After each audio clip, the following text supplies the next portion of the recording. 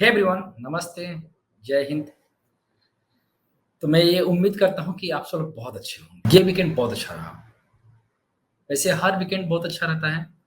ये वीकेंड काफ़ी अच्छा रहा कि जिस तरह से हम लोगों ने पढ़ाई किया था एग्ज़ैक्टली मार्केट ने वैसा ही रिएक्ट किया और होपफुली आगे भी कुछ ऐसा ही हो क्योंकि जब हम लोग ई-लेवल की पढ़ाई करते हैं, तो पढ़ाई करते वक़्त हमें अपने पोज़ीशन के हिसाब से मार्केट का ट्रेंड नहीं देखना होता है। हमें बहुत कुछ ऑब्ज़र्व करते हुए मार्केट को देखना पड़ता है और वैसे भी अगर आप ई-लीड में पढ़ रहे हो तो बाकी सब चीज़ों का न्यूज़ जैसे न्यूज़ का देख लिया आपने या मार्केट में कोई रिज़ल्ट देख लिया, उसका कोई ख़ास इम्पैक्ट नहीं पड़ता, अगर आपको ई-लीड में अच्छे से आ रहा है तो। मैं तो यही मानता हूँ क्योंकि ड्यूरिंग द लाइफ सेशन या कभी भी ई-लीड की काउंटिंग करते वक़्त मैं कभी इस इश्यू पर ध्यान अभी इन सब चीज़ों में कभी ध्यान नहीं दिया मैंने। तो मैं आपको यही रिकमेंड करूँगा कि आप अपनी पढ़ाई पर सबसे ज़्यादा फ़ोकस करें, क्योंकि यही आपको बताएगा कि क्या सही है और क्या गलत है। न्यूज़ तो चलते ही रहेंगे, लेकिन मेरा मानना है कि सबसे ज़्यादा जो इफ़ेक्टिव चीज़ें हैं, आपकी स्टडी है। तो इस सिलसिले को हम आगे बढ़ाते हैं और इस वीक में क्या रहेगा मार्केट का डायरेक्शन निफ्टी का, बैंक निफ्टी का और फिर निफ्टी का। तो चलिए हम लोग चलते हैं सिस्टम पर और उसको देखते हैं कि क्या डायरेक्शन रहेगा और इस बार पूरा डिटेल में हम लोग सीखेंगे, हर टाइम फ्रेम पर और टाइम फ्रेम कौन-कौन से टाइम फ्रेम पर हमें सीखना है सबसे ज़्यादा, तो 2 टाइम फ्रेम पर। डेली का टाइम फ्रेम सबसे प्राइम टाइम फ्रेम होता है क्योंकि इसकी स्टडी सबसे ज़रूरी होती है और 75 में का टाइम फ्रेम इसलिए पढ़ना होता है क्योंकि इसी पर ट्रेड लेना होता है, ठीक है? आप ये देख सकते हो, ये मैं निफ्टी का चार्ट लगाता हूँ। ये मैं निफ्टी का चार्ट लगा दिया, आप यहाँ पे देखो। तो पिछली बार जब हम लोगों ने स्टडी कर रहे थे, चार्ट में कोई स्टडी में कोई छेड़-छाड़ नहीं किया गया है। जैसा पिछली बार का था एग्ज़ैक्टली इस बार भी वैसा ही है। देखो, समझने की कोशिश करना कि पिछली बार हम लोग जब थे तो यहाँ पर थे। 17 तारीख की बात है और मार्केट जो है यहाँ पर ओपन हुआ। 17 तारीख को ये था सॉरी ये रहा 17 तारीख को मार्केट गैप के साथ ओपन हुआ और मार्केट जो यहाँ से 846 से मैं 848 से जो मार्केट ने लो लगा दिया है तकरीबन 508 का अप्रॉक्सिमेटली 500 300 पॉइंट का आसपास का फॉल आया, ठीक है? ये फॉल जो आप देख रहे हो इसकी ये सी का नेचर मुझे लग रहा है कि ये सी है। सी इसलिए है क्योंकि ये बहुत वोलेटाइल होता है सी। किसी भी फ्लैट करेक्शन में या डबल करेक्शन में सी सबसे ज़्यादा इफेक्टिव होता है और ये डिसाइड कौन करता है और ये डिसाइड ये करता है बी। किसी भी फ्लैट करेक्शन में जैसे कि आप उसको बी कंसीडर कर सकते हो या फिर एक्स भी कंसीडर कर सकते हो, ठीक है? ये ध्यान रखना क्योंकि डबल करेक्शन का काउंटिंग और फ्लैट करेक्शन का काउंटिंग ऑलमोस्ट सेम होता है। केवल जो सी का मूव होता है वही चेंज होता है बस, सी का और वाई का। तो यहाँ पर अगर ए स्पीड में है और बी स्लो है, तो सी क्या होगा? स्पीड में होगा। क्योंकि इम्पल्स हमेशा क्या होते हैं? स्पीड में होते हैं। लेकिन फ्लैट के करेक्शन में ये थोड़ा उल्टा पड़ता है। ए स्लो हो जाता है और सी स्लो हो जाता है, बी क्या हो जाता है? बी फास्ट हो जाता है। ये मैक्सिमम टाइम ऐसा होता है। रेयरली क्या होता है कि बी क्या होगी? स्पीड में होगी। तो यहाँ पे आप देखोगे तो बी आपका स्लो है, तो ये स्पीड में था, तो ये भी इसकी पॉसिबिलिटी है कि ये भी स्पीड में ही होगा, ठीक है? तो अब यहाँ से आप देखोगे तो अभी जो प्राइस जो ने लो लगा रखा है और इसका सपोर्ट देखोगे तो इसने प्राइस जो सपोर्ट ले रखा है ये अपने पीछे जितने भी मूव आए हुए हैं इसके देखोगे, तो मैंने यहाँ से ट्रेंड लाइन ड्रॉ करना स्टार्ट किया था। आप जो 2020 का जो सपोर्ट है अब इसको थोड़ा-सा वीकली टाइम फ्रेम पे लगा के देखिए।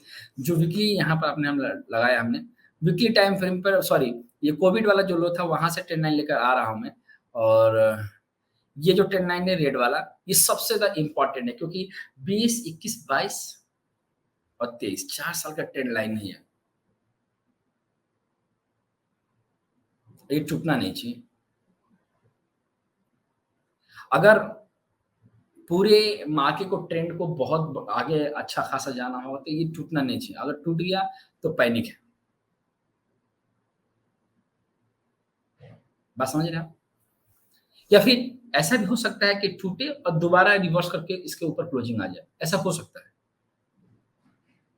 लेकिन कंडीशन ये रहना चाहिए कि प्राइस टूटे और टूटने के बाद अगर मान लो कि ये हम वीकली टाइम फ्रेम देख रहे हैं और पूरे वीक वीक के टाइम फ्रेम में टूटा और टूटने के बाद रिकवर करके इस कैंडल को इस ट्रेंड लाइन के ऊपर क्लोजिंग आ गया, तो ये कंसीडर नहीं होगा। ठीक है ना? तो डेली के टाइम फ्रेम अगर डेली के टाइम फ्रेम अगर हम इसको रीड करेंगे तो टूटना इसके लिए थोड़ा-सा काफ़ी ज़्यादा मतलब हो जाएगा। अगर टूटा तो काफ़ी ज़्यादा पैनिक क्रिएट हो सकता है। अब सब बात समझ रहे हैं आप ना? तो अभी अभी आप देखोगे तो ए है, ये बी है और कैलकुलेशन और गाइडलाइंस कह रही है कि टूटने की संभावना बढ़ गई है। अगर प्राइस जो है इस वाले को ब्रेक करता है, तो अभी जो है प्राइस अगेन 23.6% तक आ सकता है। और अभी फिलहाल हम एबीसी का जो लेंथ लेके चलेंगे, यही मिनिमम लेके चलेंगे 38.2% जो है 18,925। तो 18,925 का हम कैसे इस डायरेक्शन को पकड़ सकते हैं? तो ध्यान रखना कि अभी एक मान लो कि अभी जो ये मूव है, तो अभी यहाँ से प्राइस अगर रिवर्स करके ऊपर के साइड जाता है, देखिए जैसे कि ये 14% अगेन जाता है। मैं बार-बार बता रहा हूँ कि 14% सबसे ज़्यादा इम्पोर्टेंट रोल प्ले कर रहा है इस टाइम। ठीक है? बार-बार 14% से प्राइस रिवर्स कर रहा है। तो अभी जो है 19,542 है, 19,542 मतलब 90,542 है। तो ये जो फॉल है इस फॉल को हम लोग ए कंसीडर करेंगे, ठीक है? और ऊपर जाएगा वो बी कंसीडर करेंगे, तो कभी अगर यहाँ से अगर दोबारा मौका मिलता है बेचने का तो 90,747 पर ये बी बनेगा और यहाँ से भी सेल बन सकता है। और यहाँ से भी सेल बन सकता नहीं, बन सकता है नहीं, बनेगा। तो यहाँ से भी आप सेल कर सकते हो। तो आपका जो मिनिमम डायरेक्शन होगा, मिनिमम मिनिमम जो लेंथ होगा वो यही होगा 18,925 का और ये लास्ट होना चाहिए। निफ्टी में। अगर हम इसको 75 मिनट टाइम फ्रेम में अगर हम देखते हैं, तो 75 मिनट टाइम फ्रेम पर आप देखोगे, तो ये 75 मिनट टाइम फ्रेम है। देखो, कैसे? क्योंकि वहाँ पर हम लोगों ने इसको हम लोग क्या रीड कर रहे हैं? हम लोग पूरे मूव को रीड कर रहे हैं, है ना? यहाँ पर हम लोग इसको रीड कर रहे हैं, देखो आप मैं फिर से आपको समझा दूँ इसको। मैं वहाँ पर एबीसी रखा हूँ, आप देखो, ये पूरा एबीसी रखा है मैंने। तो एक्चुअली आप इसको क्या मैंने शुरू में बताया था कि आप डब्ल्यू-एक्स-वाई भी रख सकते हो, ठीक है? तो आप इसको हटा के मैं इसको हटा भी देता हूँ इनफैक्ट तो ताकि कन्फ्यूजन ना बढ़े। आप इसको डब्ल्यू-एक्स-वाई ही रख दो। एक मिनट मैं इसको डब्ल्यू-एक्स-वाई रख देता हूँ इसको। ये निफ्टी का डब्ल्यू हो गया, ये निफ्टी का एक्स हो गया और ये अपना वाई हो गया, ठीक है? अब कन्फ्यूजन नहीं होगी। डब्ल्यू-एक्स-वाई होगा। अब इसको 75 मिनट टाइम फ्रेम पढ़ेंगे, ये वाई के लिए, क्योंकि अब प्राइस जो है वाई की तरफ चल पड़ा है, ठीक है ना? तो अब यहाँ से आप देखोगे, तो अब वाई का जो लेंथ बन रहा है, फाइनल लेंथ देखो, वाई का फाइनल लेंथ यही है, 18,960 यहाँ पर वाई 75 का टाइम फ्रेम बन रहा है 18,960 मतलब 18,960 ठीक है ना? ये आपका मैक्सिमम आपका वाई का लेंथ ये रहेगा। अगर आप इसको यहाँ पे भी देखोगे तो वाई का लेंथ ऑलमोस्ट इतना ही आ रहा है। 18,925 आ रहा है और यहाँ पर आपका लेंथ आ रहा है आपका 18,959 तो 20-25 30-35 पॉइंट का डिफरेंस आ रहा है। तो आप उसको यही लेके चलें, ठीक है? यही आपको लेके चलना है। तो अब यहाँ का जो अब ये जो एक्स बना, इस एक्स के बाद जो वाई का फॉर्मेशन होगा, ये 3 मूव में होगा। एबीसी के नेचर में होगा। तो आप यहाँ से देखोगे तो ए, बी और सी बन चुका है। मुझे ऐसा लग रहा है कि ये पूरा एक कंप्लीट कर दिया है। मतलब आप यहाँ से इसको रीड करोगे, तो ये अपना ए बन चुका है। मुझे ऐसा लग रहा है कि ए कंप्लीट हो गया। अगर गैप डाउन के साथ ओपन होता है, तो ए अभी और ए जो है और खुल सकता है। ठीक ना? और ओपन जा सकता है 19,458 तक भी जा सकता है। ये ध्यान रखिएगा। ये यहाँ तक ए बन सकता है। ए यहाँ तक बनेगा, फिर प्राइस जो है कैसे मूव करेगा, ये ध्यान देना। प्राइस जो है आपको यहाँ से मूव करके मैं बताया था ना कि आपको कितना तक जा सकता है 747 तक जा सकता है। तो 747 तक अगर जाता है तो आप ये मान के चलो कि ये कम से कम अगेन यहाँ तक बी बन सकता है। इसके आसपास का 19,778 के आसपास या 19,747 के आसपास बी की पॉसिबिलिटी बन सकती है। यहाँ पर आप इसको बी रीड करोगे, ठीक है ना? ये आपका ये बी हो जाएगा। किसका बी? वाई का बी हो जाएगा, ठीक है ना? तो ये पॉसिबिलिटी है इसकी बी की, यहाँ पर बी बन सकता है, ठीक है? ठीक ना? और ये भी कब बनेगा? जब यहाँ से प्राइस या तो यहाँ से सपोर्ट ले ले या तो यहाँ से सपोर्ट ले ले। लेकिन अगर दोनों तोड़ दिया फिर तो वाई नॉन स्टॉप यहाँ तक आ जाएगा। ये ध्यान रखिए, ठीक ना? मैं 2 बात बता रहा हूँ, अगर इसने यहाँ से सपोर्ट ले लिया तो बी बनेगा। अगर ये सपोर्ट तोड़ दिया मतलब आई मीन 19,948 मतलब 19,458 अगर ब्रेक कर दिया, तो प्राइस जो है ए मतलब जो वाई है वो एक डायरेक्शन में चला आएगा। एक ही लेंथ में वाई कंप्लीट हो जाएगा। अगर ऐसा नहीं होता है, सपोर्ट ले लिया, तो ये ए बन जाएगा इधर और आपका बी बनेगा अगेन फ्लैट करेक्शन के नेचर में और फिर फाइनल जो सी बनेगा वो तकरीबन यहाँ से जो फॉल आएगा वो नॉन स्टॉप आपको यहाँ से यहाँ तक का मतलब यहाँ तक मूव आपको मिल सकता है। तो इस तरह से प्राइस का जो फॉल होगा मतलब इस तरह से प्राइस का जो मूव होगा, यहाँ पर आकर फिनिश होगा और फिर हम यहाँ से बाइंग स्टार्ट करेंगे। ठीक ना? तो एक मतलब अभी अगर हम कंक्लूजन निकालें कि निफ्टी में एग्ज़ैक्टली क्या चल रहा है, तो निफ्टी की कंक्लूजन में हम लोग ये डिस्कस कर रहे हैं कि ये अभी ए फॉर्म किया हुआ है, बी के नेचर में जाएगा और फिर वो सी का फॉर्मेशन में आएगा। ठीक है? तो आपको सेल ऑन राइज करके ही चलना है। ठीक है? आइए बैंक निफ्टी की तरफ देखते हैं। आप यहाँ पे देखोगे तो बैंक निफ्टी की हम बात करते हैं। बैंक निफ्टी में कोई चार्ट स्टडी में कोई भी चीज़ मतलब वो चेंज नहीं किया गया है। यहाँ भी सेम चीज़ है। सेम चीज़ यहाँ पर भी है।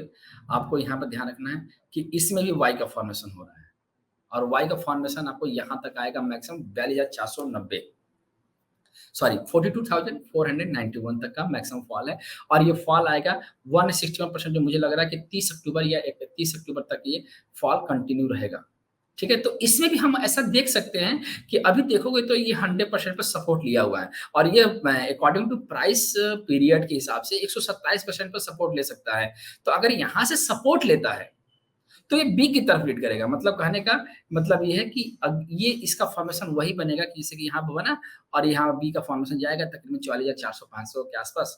ठीक है? और फिर वो सी आपको यहाँ तक फाइनल लेकर आएगा। ठीक है ना? तो इसकी पॉसिबिलिटी हमें लग रही है कि यहाँ ऐसा भी मूव बन सकता है। तो बैंक निफ्टी में क्या करना है अगर आपको अप साइड में जाती है प्राइस, तो इसको भी सेल एनालाइज करके ही चलना है। इसको हम 75 में का टाइम फ्रेम अगर देखेंगे यहाँ पर बैंक निफ्टी में, तो देखो इधर बैंक निफ्टी का मूव, ये मैं को वही बताने जा रहा हूँ कि देखो ये की तो मिनिमम लेंथ वही है, छोटा सा लेंथ है। तो ये आपका जो लेंथ है ये वाई नहीं है, वाई का जो फाइनल लेंथ होगा वो यहाँ पर आएगा। ठीक है ना? ये वाला लेंथ फाइनल लेंथ है क्योंकि यहाँ पर डब्ल्यू और वाई इक्वल होंगे। तो ये पूरा जो मूव बनेगा यहाँ से हो सकता है कि यहाँ पर या फिर यहीं पर ए का फॉर्मेशन होगा और प्राइस जो रिवर्स करके मतलब प्राइस जो रिवर्स करेगा जैसे कि यहाँ पर ए बना, ये हो सकता है यहीं पर सपोर्ट ले ले। अगर टूटता है तो यहाँ पर सपोर्ट लेगा, फिर आपका बी बनेगा, फिर वो फाइनल सी बनेगा इधर। ठीक ना? तो ये आपका बैंक निफ्टी भी डब्ल्यू-एक्स-वाई करते ही ये डब्ल्यू-एक्स-वाई का एबीसी के नेचर में ये प्राइस जो है फॉल होगा यहाँ से। ठीक ना? कुछ इस तरह से। मतलब बी का नेचर बन सकता है। ठीक है? तो फिर निफ्टी की अगर हम बात करते हैं, तो फिर निफ्टी में अगर आप यहाँ पर चेक करोगे तो इसको मैं यहाँ पर डेली का टाइम फ्रेम बता देता हूँ।